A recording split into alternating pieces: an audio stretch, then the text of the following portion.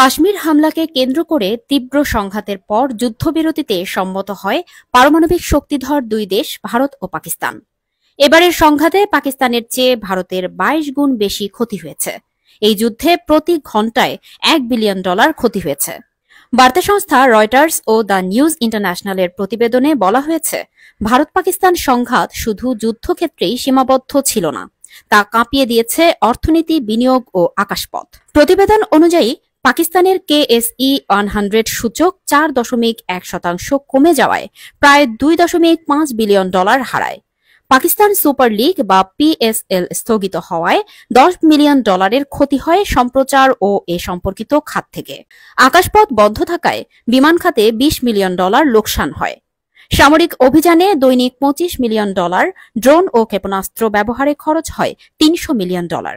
পাকিস্তানের মোট ক্ষতি দাঁড়ায় প্রায় $4 মিলিয়ন। পাকিস্তানের সঙ্গে সংঘাতে জড়ানোর পর ভারতের স্টক মার্কেট, আকাশপথ ও বিনিয়োগে বড় ধরনের পতন হয়। ৮৭ ঘণ্টা ২৫ মিনিট ধরে চলা এই সংঘাতের মধ্যে ভারতের নিফটি 50 ও BSE সেন্সেক্স সূচক মিলিয়ে $82 মিলিয়ন মার্কেট ক্যাপিটালাইজেশন হারায়। উত্তর ভারতের আকাশপথ বন্ধ থাকায় প্রতিদিন $8 মিলিয়ন ক্ষতি হয়। এছাড়া ইন্ডিয়ান প্রিমিয়ার লিগ বা IPL স্থগিত হওয়ায় $50 মিলিয়ন ক্ষতি হয় টিভি সত্ত্ব, টিকিট বিক্রি ও বিজ্ঞাপন থেকে। ভারতের সামরিক অভিযানে খরচ পড়ে $100 মিলিয়ন। রাফায়েল যুদ্ধ বিমানের ক্ষতির মূল্য $400 মিলিয়ন। পণ্য পরিবহন ও সরবরাহ ব্যবস্থা বিঘ্নিত হওয়ায় ক্ষতি দাঁড়ায় $2 বিলিয়ন।